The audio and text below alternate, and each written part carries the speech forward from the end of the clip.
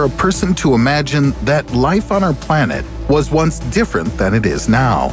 Of course, you can imagine yourself as a medieval knight or even a Viking thanks to historical films, TV shows, and a bit from school textbooks.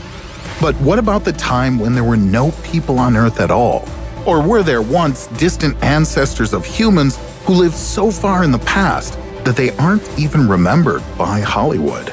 Well, while scientists have not yet invented a time machine, I suggest you take a look at the history of our planet with your own eyes. To begin with, let's go back to the past. 4,600,000,000 years ago, our Earth didn't exist yet. There was only a newly formed proto-sun and a ring of gas and dust. An incredibly beautiful sight, but we're interested in something a little different. Fast forward time a little bit ahead.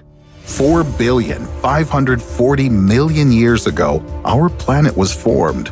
Back then, it was about as far from inhabitable as possible.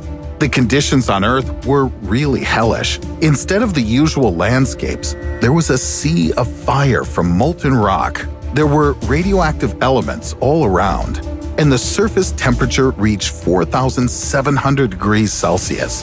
That's about 8,500 degrees Fahrenheit. Instead of air, there was carbon dioxide, nitrogen, sulfur, and water vapor. Instead of solid land, magmatic oceans. Add to that the constant bombardment from large asteroids, and you get a picture that's more like the end of the Earth than its beginning.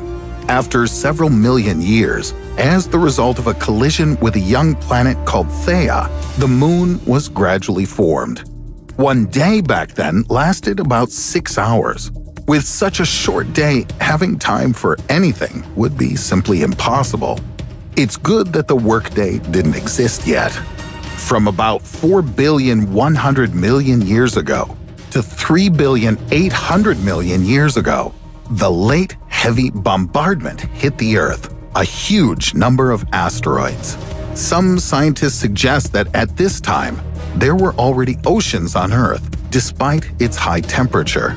Honestly, I barely believe it, but who am I to argue with scientists?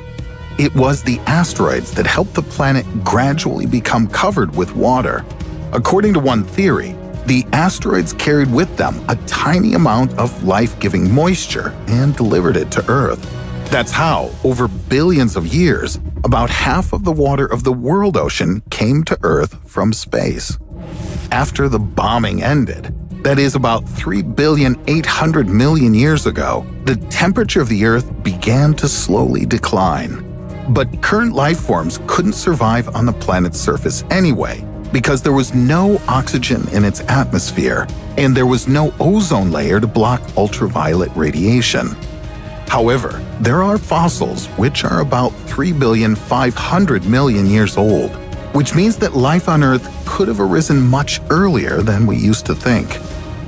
From 3,200,000,000 to 2,800,000,000 years ago, almost the entire surface of the planet was occupied by a shallow ocean, the temperature of which ranged from 55 to 88 degrees Celsius, that's 131 to 190 Fahrenheit. However, microorganisms were already inhabiting this hot water. The land was only volcanic islands, which were slowly growing over time. Just imagine how hot it was.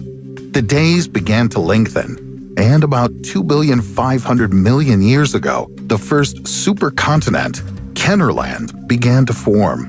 So let's fast forward a little. 1,500,000,000 years ago. Earth days now lasted at least 16 hours, though complex organisms still didn't exist.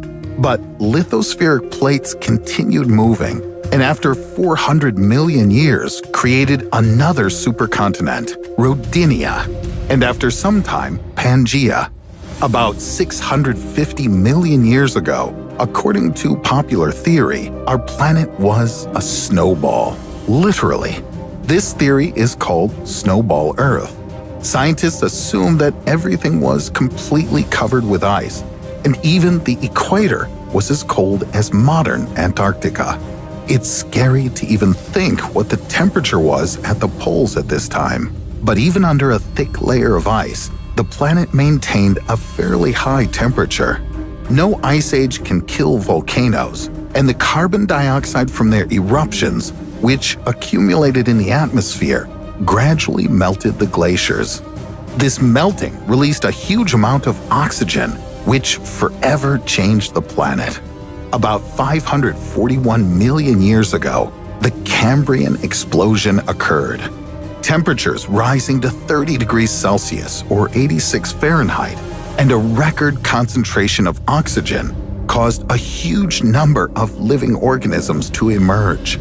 The biological diversity was so impressive that some creatures even developed exoskeletons to protect themselves from being eaten by others. Researchers believe that almost all of the existing types of animals appeared during this period.